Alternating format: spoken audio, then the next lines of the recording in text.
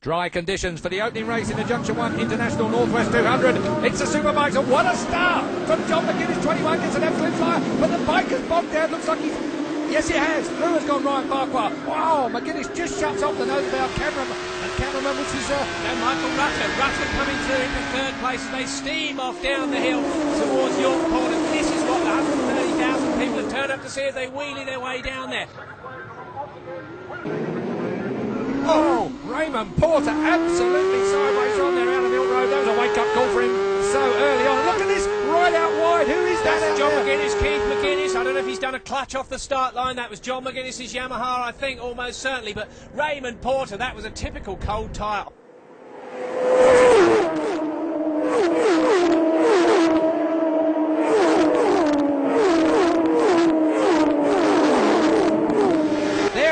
Porter to our left. Oh, our cameraman nearly lands right on top of him. That was Richard Britton. Yeah, and Richard Britton over the jump there. These riders, they'll stamp on the brake at times to try and keep the front wheel down. We're on board here now. We're doing about 190 miles an hour into slipstream. No room to pass, is there? Well, I don't know. There's a Tat Suzuki that's found his way by, but he had his head down so hard I couldn't see who it was. It was Archibald. He almost shook himself up there. Archibald's got on, and so has Ian Loffer. Michael Rutter, though, looks at ease, being chased. I think that's Steve Plater in second place at the moment, but he's got some time to make up. Lovely conditions at the moment. It's a little breezy, but it's nice and dry. Plater's close. Slim Plater is definitely closing on Rutter. Nice to see Michael Rutter with an onboard on. He doesn't run that many onboards in the British Superbike Championship, but we've got them here at the Northwest, and there's the view back. That's the gap. Station Road. Oh. Breathtaking as they go through that corner. Taken, the station is a fourth gear corner. We're on board again with Porter, and he's passed. That's Anstey again. Anstey flies by. I'll tell you what, this is putting the hairs on my arms on end. That's putting flies on the screen because now we are on board with Porter. He can't get in the slipstream or penny of that Tat Suzuki of Anstey, and they really at the speed trap point it is 185. Can you hear the engine jumping off the ground? The wheel bouncing. Absolutely as fast as these motorcycles can go. 180 miles an hour. Look how close they are. Nearly 185 miles an hour. And if he pulls a good slipstream manoeuvre, he will nearly top the 200 mile an hour mark.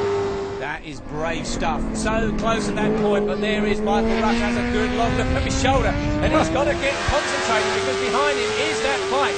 Steve Plater's not far back on bike number 9.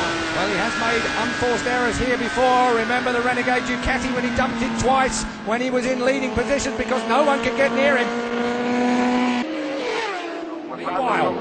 Oh, look at this. Plater goes through on Rutter. Rutter wasn't expecting that this week here at the Northwest. I'm sure he thought after qualifying he was going to be far and away in front of Steve Plater. Plater goes through on Carl Harris's motorcycle.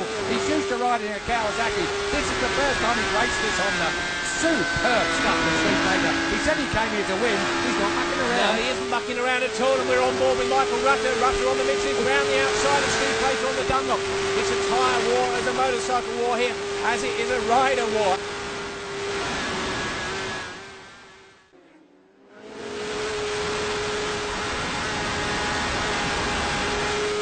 We are on board with Michael Rutter, front wheel up in the air. We're up to about 160, 170, still accelerating. There goes 6th gear. That's the slipstream, and there he goes. Indicators out. Michael Rutter takes the lead. Oh, superb camera. Through goes Plater. Plater's gone straight back in front of Rutter again. Rutter's our on-board cameraman. We've got him by the curb. We've got him in the air, and we've got him on the bikes this week.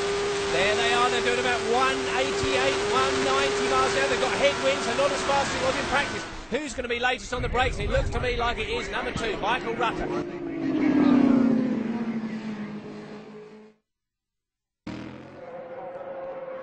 Final lap time.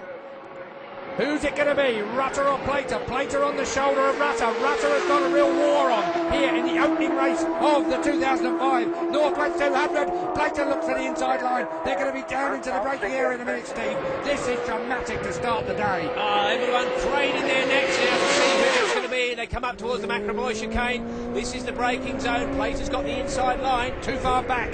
Yeah, you're absolutely right. Look at that. The crowd are going absolutely wild here today. We know it's all going to come down. Braking at Metropole. I think the man that gets through Metropole first could be the winner, but we're wait and see. Front wheels up in the air as they're trying to turn the power on. 200 brake horsepower trying to keep the front wheel.